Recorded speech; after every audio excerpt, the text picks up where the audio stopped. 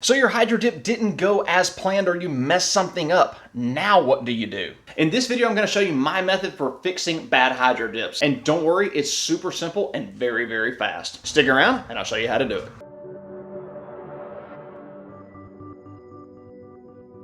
Welcome to ATF Hydrographics. My name is Chris and I work here doing arts and crafts for a living. Today's video is another edition of our video series that we like to call Just the Tip, where we give you guys at home great tips and tricks so that you can become a better DIY hydro dipper. And today's video is brought to you in part by One Hit Wonder Paint Company. If you're looking for hydro dipping paint, supplies, films, they have it all on their website that you can order and have shipped straight to your door. And we're going to be using some of their products in today's video, so keep an eye out for that. And I may or may not have a coupon code for you, but you'll have to wait to the end of the video for that. All right, so your hydro dip didn't go as planned. It looks like crap. Something went wrong. What do you do to fix it? Before you even think about fixing it, the first thing you need to do is figure out what went wrong in the first place. And the very best tool for figuring out what you did wrong is this right here, your cell phone. I tell people this in training all the time. This is a great tool. Set this up over on the side of your tank or wherever you're dipping at, and you can record yourself and figure out most of the time what you did wrong. Either you went in too flat, you went in too much of an angle, you moved too much, there was underactivation, overactivation. There's a lot of things that can happen. But the two biggest things that I see is under and overactivation. If you don't know the difference between the two, I've got a video that I'll link to right up here, and you can go check out an in-depth explanation about what that is. So let's take a look at an actual example and walk you through the process of how you fix a bad dip. In this particular example, I had some parts jigged up and I thought that they were all connected really, really well, and apparently they were not, because when I went to go dip, this is what happened.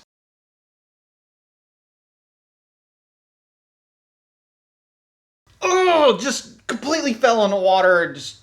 Oh man, I was so upset. So step number one when you have a boo-boo like this is to go ahead and put your part in your rinse tank, or if you're rinsing in a sink or whatever, go ahead and rinse your part for about 3 to 5 minutes. Go ahead and get all that PVA film, that slimy, nasty stuff that is left over after you dip. Get all of that off of your part and then get it dried off. So in this particular part, I was dipping each side separately and I had already dipped one side and it looked fine. There was no reason to take it off. So what I'm using is this painter's tape to tape off one side, the side that I had already dipped and looked good, so that I can fix the side that I messed up on. Which in my case, I didn't mess up, I just dropped it in the tank when I wasn't ready for it. Now to remove this bad dip, what we're going to use is denatured alcohol. You cannot use any other type of alcohol other than denatured. You can buy this at your local Lowe's, Home Depot, big box store, whatever kind of hardware store you have around you, but you cannot use other types of alcohol. Denatured alcohol is the only one that will work. Simply put it on a rag or a blue paper towel. I use these blue shop towels and just wipe off the old pattern. As long as you are not scrubbing it really, really hard, it should not bother the paint too much as long as the paint was applied properly. Once you've used the denatured alcohol to wipe off all of the old pattern or as much of it as you can, sometimes you will leave little bits and pieces of the pattern down in the cracks and crevices and valleys of your part depending on what you're dipping. But try to get as much of it off as you can. And once it is off, you're going to want to take a red or gray Scotch-Brite pad. And you're going to use this to scuff the part back up so that you can repaint it. It doesn't take a whole lot. You're not trying to scrub the paint off. All you're doing is just simply scuffing the surface really quick. Once the surface is well scuffed, you can take your degreaser and wipe everything off to make sure your part is good and clean, and then go take it and apply 1 or 2 more coats of paint. In my experience with darker colors, you can usually get away with just 1 coat and then it'll be ready to re-dip. On lighter colors like this bright orange that I'm using today, sometimes it takes a full 2 coats to cover up any of those extra pieces of film that you had that were stuck that you couldn't get off with the denatured alcohol. Once your paint is dry to the touch, then it is ready to go dip. If you're using One Hit Wonder like I am in this video, then give it about 10-15 minutes and it will be ready for your dip and you can retry it and hopefully you will get a better result this next time. So this next example is from one of my recent training classes. I was actually showing a guy how to dip rifle stocks, and at the very end he kind of like changed his angle too much and he went in too flat, which caused all of these air bubbles here at the very end of the dip. You can see one side of this part looks great, and then as you go through, you got too flat going in on the other side, and it just caused all these little air bubbles to pop, and it just looks like crap on that side. If it was only 1 or 2 little small spots, then I could probably go in and touch it up with either some airbrush paint or some acrylic paint on a little paintbrush, but in this case it was just way too many dots, so it was just easier to repaint this side of that part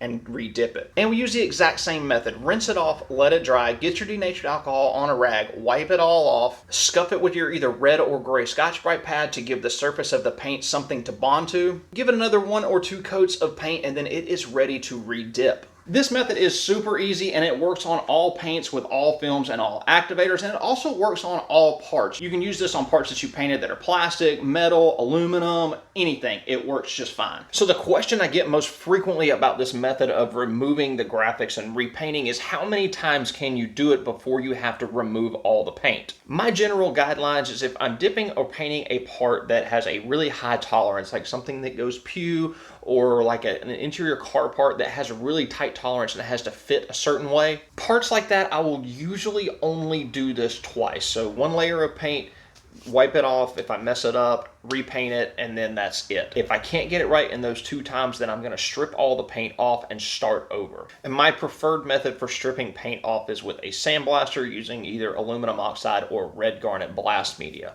Now, if you're painting or dipping a part that does not have a high tolerance and it doesn't need to fit very specific, like maybe like an engine cover or some wheels or something, you could probably get away with doing this 3 or 4 times and just layering the paint up, and you shouldn't have any issues. For me, if I built up more than 3 layers of paint on something trying to dip it and I still can't get it right, I am more than likely going to strip it back down and start over fresh, just so that I don't build up too high of a paint thickness. Now, if you're interested in getting a lot more in-depth and detailed training about hydro dipping, or you're thinking about opening your own hydro dipping business, you should definitely check out our online training program over on Patreon. I'll leave a link to it down in the description box below if you want to check that out. Also, big shout out and thank you to our channel sponsors. I've got links to them with coupon codes where you can save a little bit of money down in the description box below as well. And now the moment you've all been waiting for. Let's roll the bloopers. So your hydro dip didn't go as planned. This video isn't starting how I planned because I don't know what I was supposed to say next. Where's my script? This video, I'm going to show you an easy way to fix bad hydro dip. I'm going to show you a way to fix bad videos by not making videos because you suck at talking. Oh my God! That we like to call just the tip. Why can't I make it through that without giggling? Ah! This video, I'm going to show you an easy, quick, fast, super quick, fast. Why? Bad hydro dips, and I just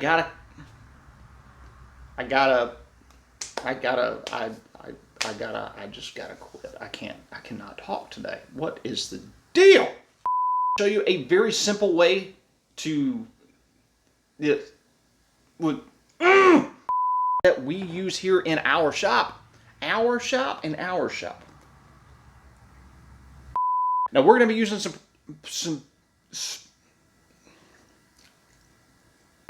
next example is it's an example of the examples where we do